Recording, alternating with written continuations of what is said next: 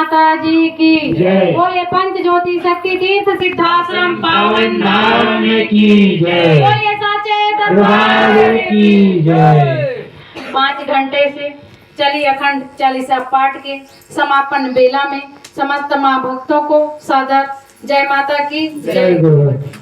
यह अखंड चालीसा पाठ जिसको हम सभी ने मंथन किए हैं, सुनने वालों ने भी मंथन किया और पढ़ने वालों ने मंथन किया, और आपके ऊपर है आपने अपने अंदर के अवगुण को कितना दूर किया और अपने अंदर कितना सद्गुण को डाला, वो आपके ऊपर है। यह अखंड चालीसा पाठ सामान्य नहीं है, यह घर सामान्य नहीं है, यह गांव सामान्य नहीं है, क्योंकि बहुत भाग्यशाली है यह घर परिवार जिस घर में माँ का गुणगान होता है, माँ की अखंड चालीसा पाठ होती है, आरती होती है, साधना आराधना होती है, शंख ध्वनि होती है। उस स्थान पर समस्त देवी देवताओं का आरती और पूजा एक साथ हो जाती है।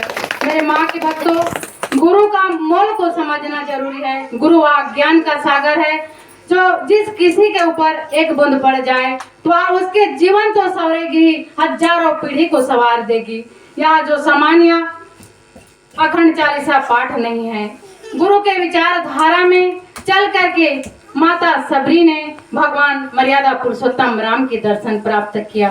मतंग ऋषि ने कहा, माता सबरी के गुरु मतंग ऋषि ने कहा था कि सबरी तू यहीं कुटिया में रहना और यहीं भगवान का इंतजार करना। भगवान मर्यादा पुरुषोत्तम राम एक न एक दिन इस कुटिया में अवश्य आएगी। और माता सबरी ने एक दिन नहीं, 2 दिन नहीं, कई सालों तक प्रतीक्षा कर रही थी, लेकिन एक न एक दिन भगवान मर्यादा पुरुषोत्तम राम को उस कुटी में आना पड़ा। और गुरु के विचारधारा पर चल करके हमारे भक्त प्रहलाद ने राक्षस कुल में जन्म लेकर के भगवान विष्णु का दर्शन प्राप्त किए। मेरे माँ के भक्तों, और ध्रुव ने भी 5 वर्ष का ध्रुव, जिन्होंने अपने पिता के गोद में बैठने के लिए तरस रहा था, उसके पिता अपने गोद में नहीं बैठा रहे थे, उनको उसके माँ ने कहा, बेटा भगवान के चरण में जाओ, वही तुम्हारे पिता परमात्मा है, जाओ उसके गोदी में बैठना। 5 साल का ध्रुव भगवान के खोजने की तलाश में निकल गए।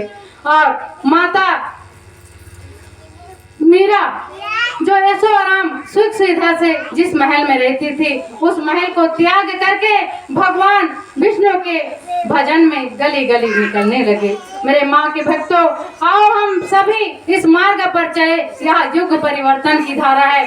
समस्त नारी शक्ति को, समस्त युवा शक्ति को और जनमानस को, जहाँ तक मेरी आवाज सुनाई दे रही होगी, सभी को यही कहना चाहूंगी कि अपने जीवन को परिवर्तन करो और अपने परिवार को परिवर्तन करते हुए समाज में परिवर्तन करने का एक माध्यम बन जाओ।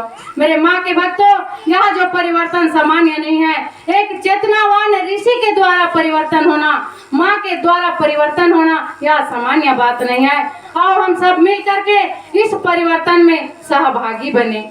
और यह गांव तो इतना सौभाग्यशाली है मेरे माँ के भक्तों, आज जिस गांव में अखंड चालीसा पाठ हुए, यह अभी मेरे गुरु भाई ने एक एक शब्द को बताए, यह सामान्य नहीं है। मेरे माँ के भक्तों, अपने हृदय में धारण करो। आज समाज में हो रहे अनीति अन्याय अधर्म का कारण है नशा। जिस घर परिवार में नशा करता है, उस घर की स्थिति को देखना। कभी बच्चे को प्रताड़ित करते हैं तो कभी पत्नी को प्रताड़ित करते हैं। जिस घर में पत्नी का सम्मान नहीं होता, उस घर में लक्ष्मी प्रवेश नहीं कर सकती। मेरे माँ के भक्तों, आज छोटे छोटे बच्चे कैसे सुधारेंगे हम अपने बच्चे को?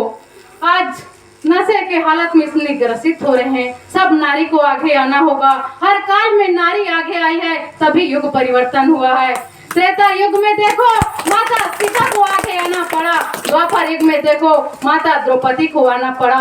तो समस्त माँ के भक्तों, समस्त मेरे भाई बहनों, आओ हम सब मिल करके इस यात्रा में कदम से कदम मिला करके आगे बढ़े। और जिस किसी मेरे भाई बहनों को विश्वास नहीं हो रहा होगा तो अपने डायरी में नोट करके रखना, आने वाले 2025 के बाद हर घर में माँ का ध्वज लगाना मजबूरी हो जाएगा, क्योंकि मेरे गुरुवर ने कहा है एक ऐसा युग परिवर्तन हो रहा है, आने वाला जीवन में बहुत संघर्ष है। आज देख रहे हो नशे की हालत में आज हमारे छोटे छोटे बच्चे कहीं गाड़ी में जाकर एक्सीडेंट हो रहा है, तो कहीं फांसी पर झूल रहा है, तो कहीं जहर खाकर मर रहा है। मेरे माँ के भक्तों, मेरे नारी, मेरे भाई बहनों, उठो जागो, अभी समय है और माँ का ध्वज को थाम लो, आगे बढ़ो। यही कहकर मैं अपनी वाणी को यही विराम देते हुए यही कहना चाहूंगी इस घर परिवार को और इस गांव के समस्त मेरे भाई बहनों को, समझो और जिस किसी को विश्वास नहीं है वह जाए, इस एक बार उस सिद्धाश्रम धाम में जाओ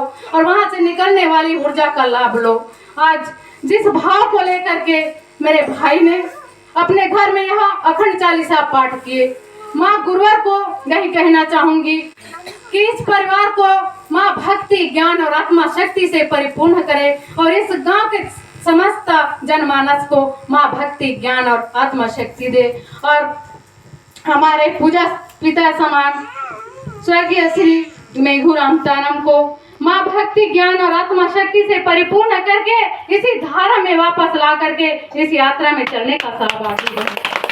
और यहाँ पर जो यज्ञ हुए, मैं कहना चाहूंगी घर घर में यज्ञ होना चाहिए, क्योंकि आज कलयुग में असुरी शक्ति घर घर में विराजमान हो रहा है। तो त्रेता युग में, द्वापर युग में यज्ञ करवाते थे हमारे ऋषि मुनि, और यज्ञ से निकलने वाली ऊर्जा जो असुरों को नाश करता था और देवताओं के शक्ति को बढ़ाता था। तो हर घर में यज्ञ करवाओ, अपने परिवार सहित मिल करके, जैसे भी 2 लोग हो 4 लोग हो, यज्ञ करो अपने घर में और असुरी शक्ति का नाश करो। यही कहकर के हम अपने वाणी को यहीं पर विराम देती हूँ। बोलिए सच्चे दरबार की, समस्त देवी देवताओं की, डोंगर की। 22-23 के हाथों